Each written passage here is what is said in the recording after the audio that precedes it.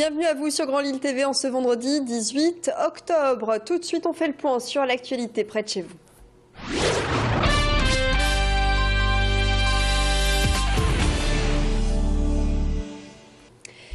Ils ont franchi une étape supplémentaire. Les salariés de VG Gossens jouent leur dernière carte. Cette entreprise d'emballage en carton a été mise en liquidation judiciaire début septembre. Depuis, les 127 salariés réclament de meilleures indemnités de départ. Seulement, le groupe belge propriétaire des lieux refuse de négocier. Résultat, les salariés occupent l'usine de Marc-en-Barœul. Ce matin, ils ont placé des bouteilles de gaz sur le toit du bâtiment, une action qui témoigne de la montée en puissance de la mobilisation. Hier, une délégation a été reçue en préfecture et le mouvement se durcit. Précisons également que 2 salariés de VG Gossens ont entamé leur 7e jour de grève de la faim. Ce rassemblement place des Buisses à Lille, plusieurs syndicats et organisations d'étudiants et de retraités ont distribué des tracts. Objectif, militer pour la gratuité des transports en commun pour les étudiants, mais aussi pour les chômeurs et retraités. Ils réclament le gel des tarifs. Pour ces manifestants, le taux de fraude important chez Transpol est dû à des prix trop élevés et à une complexité dans le système d'accès au transport avec la carte passe-passe. Le transport représente 20% dans le budget d'un étudiant. Des images signées Adélaïde Bollard. Lycéens et étudiants se mobilisent à l'appel de l'UNEF, l'Union nationale des étudiants de France. Il s'agit de soutenir 2 élèves en situation irrégulière expulsés vers leur pays. Leonarda, 15 ans, en Franche-Comté, expulsée vers le Kosovo, et Kachik, 19 ans, à Paris, expulsé vers l'Arménie. Leur interpellation dans le cadre de l'école a choqué. Après ces événements, lycéens et étudiants du Nord revendiquent le droit à l'éducation avant la régularisation. Léo Voisin était tout à l'heure sur notre plateau, il est vice-président de l'UNEF Lille. À partir du moment où des gens sont en France et qui sont scolarisés, c'est quand même un moyen d'intégration qui est absolument fondamental. Un lycéen, un étudiant, un enfant qui est scolarisé, c'est quelqu'un qui va aimer la France, qui va apprendre à vivre ensemble avec les autres, qui fait partie de la société. Et à partir de ce moment-là, on ne peut pas expulser ces gens-là, parce que c'est des gens qui font partie de notre République, de fait. Une initiative spirituelle à présent avec cette lecture de la Bible en continu. Elle a débuté dimanche dernier en l'église Saint-Quentin à Tournai en Belgique. 1 millier de lecteurs bénévoles se passent le relais jusqu'à demain. Pendant 7 jours et 6 nuits, les croyants se seront succédés pour la lecture de ces textes saints. Un rassemblement œcuménique ouvert à tous. Je propose d'écouter quelques-uns de ces fidèles au micro de nos confrères belges de nos télés. Et je trouve que c'est une très très belle aventure de pouvoir élire et écouter.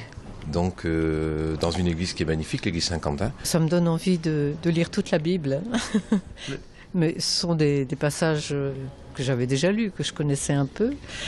Mais de le faire comme ça dans la durée, dans la continuité et dans l'intimité, même si c'est dans un grand espace, dans cette église, mais surtout le soir, comme ça, dans la nuit, c'est assez prenant.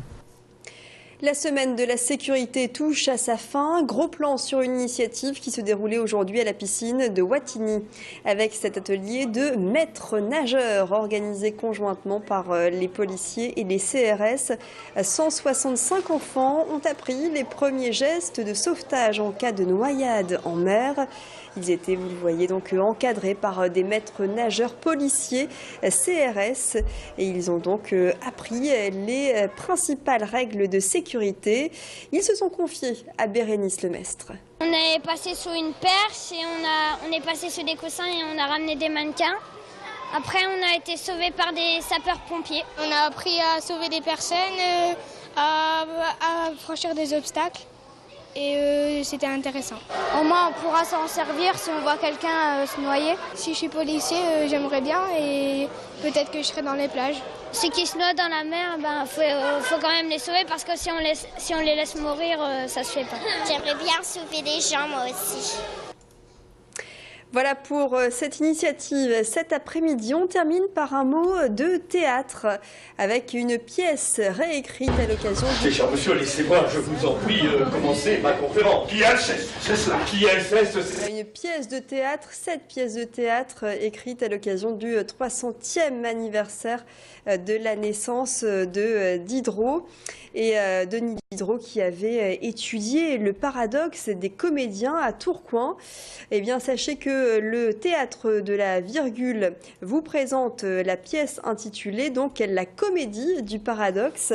Et ce spectacle est une véritable joute oratoire comique entre un mauvais comédien et un grand universitaire dont sa conférence sur le misanthrope se voit interrompue.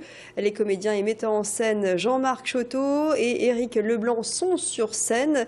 La comédie du paradoxe à voir ce soir et demain sur la scène du théâtre de la virgule à Tourcoing. Une pièce qui sera d'ailleurs de retour au mois de décembre si vous la manquez. Extrait. Cher monsieur, laissez-moi, je vous en prie, commencer ma conférence. Qui Alceste, c'est cela. Qui Alceste, c'est cela. C'est ce que nous allons voir. C'est ce que nous devons voir. J'ai tout vu. Si vous voulez bien vous asseoir, monsieur. Oui, le temps que je me prépare. Vous préparez. Puis je ne vous demanderai même pas de payer votre place. Et pourtant, vous savez qui est devant vous. Je suppose un intermittent du spectacle. Eh bien, le vôtre a assuré, monsieur. Sortez, je vous en prie. Intermittent. Voilà 30 ans que je fais ce métier. Fin de ce flash, tout de suite on fait le point sur la météo d'avance. Très bon week-end.